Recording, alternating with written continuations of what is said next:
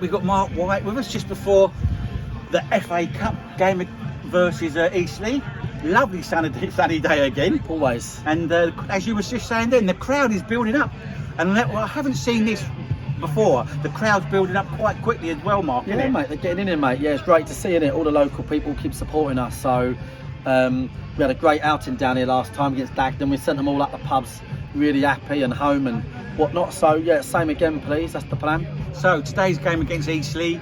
Are there a footballing side, Eastleigh? Not really. Obviously, listen, this level, everybody can play football these days, can't they? Technically good players, but I think mostly, I think they're a big side. They're blooming tall, aren't they? They're a big side. Their balls will be dangerous today. That's a fact of the matter. We're not going to be able to compete in that area.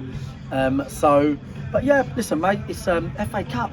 You can be playing anyone today, any level of football, and anything can happen. So it's hard to draw comparisons. It's just got to be another day at the office in that respect. So is it that, have you told the players don't give silly free kicks away around the 18-yard box, things like that? Because I've looked there and there's about 7 of them all over 6 foot. Yeah, something's out there today. There's some experienced boys, and they'll this is the sort of thing that they manage themselves out there. But yeah, of course we spoke about that. Listen, but for me it's all about us getting on the ball, because obviously, as we know down here on this stuff, when we get on the ball and we get our towels up, we can be dominant against anybody. We've seen it down here this year. Doesn't mean we're going to win, but we've seen it against Wrexham, Bournemouth, Dagenham went our way. In all of those games, the common theme was dominant on the ball, exciting to watch. And it's just about being good in both boxes in this division. Got to be good in both boxes. We're much more, last week I sort of played that makeshift back three. It's the only way of wording it, really. Bobby was in a back three, didn't suit us because we were man for man. Dan Quick hadn't played a senior game in his life, and that's what cost us last week. Possession stats in the game was 64%, right? So, which is massive. We've got the second possession highest in the National League, right? For a brand new team, there's some serious credit due there to this team, and we've also had our fair share of bad luck as well. So, do you know what I mean? We're always working. We're nowhere near the finished article. We're not bothered about being a finished article either at the moment, mate. Today, right, if we win 1-0 and somebody trips over the ball and it hits their fucking ear, I think we're shit. Yeah, fair enough. Yeah. So, looking at the team, a couple of changes are coming. Do you want to talk about the team or not? Just want to give away? Yeah, no. I think we had to put more height in the team. So, Dan Gallagher, played holding, loads in his career down here. We had to put some more height in the side, because that does have a big bearing on what's what. We wanted to play with a lot of mobility in them high areas. I'll keep saying it, I'll say it again. I thought Bauman was the best player on the pitch last week. I thought, if you know football, and I like to think I do, his stats in his position after just 3 games are 4 times that of anyone else in his position in the league. For ball retention, winning duels, winning battles, cross accuracy. This boy is super talented, and Bauman, Mewett, Seeger, McShane, High, we thought we're going to try and move them about in the last. Listen, they're going to know what their strength is, dead balls, and they're going to know what our strength is, which is, dangerous in high areas. And that's just where it is, do you know what I mean? He said that in the interview, didn't he, on Friday? Or Thursday. Right, so are you going with a back 3 or 4 today? 3, always a 3, yeah, that's how we play. Yeah, no, exciting, because he looked like a 4, but and some of the players that aren't involved today, they've been playing for the B team. Would you think it's beneficial for them to go out on loan for a month or not? No, because we've got 2 games a week now for about 5 weeks. So this is a really busy period. In the last week, we've had Ed Harris has been in bed all week. He's literally got out of bed 11 o'clock this morning for the first time since when he's really ill. So Ed's on the bench, but he's really, really poorly.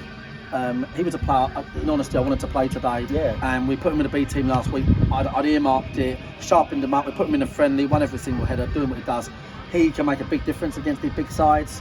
So he's on the bench through no fault of his own. He's really, really been ill, and he's still ill now. Barry Fuller done his groin. Well, on Tuesday. Yeah. Wow. Yeah. He's out for about 4 to 5 weeks. Bad one. So, yeah. Well, I know I'm not talking about on Ironside, but playing on a Tuesday against Abbey Rangers, when we got a big game today? Do you think that was a really? And then this ain't after the horses bolted. Was that a wise move? Yeah, well, the thing is right, is that it's all about the balance of that decision night. So I'm looking around thinking, right, we've got boys that have barely kicked the ball, like Egan, that needs to learn how we play. A lot of boys that have not featured, Kennedy, Cheadle, Sammy. And the problem you've got is if you don't get these boys minutes, then when they're called upon, the divide between where they are and where they need to be is massive. Yeah. So what we was to gain out of Tuesday was far greater than if we had a problem. But you just obviously you don't expect to get a problem that's 5 weeks.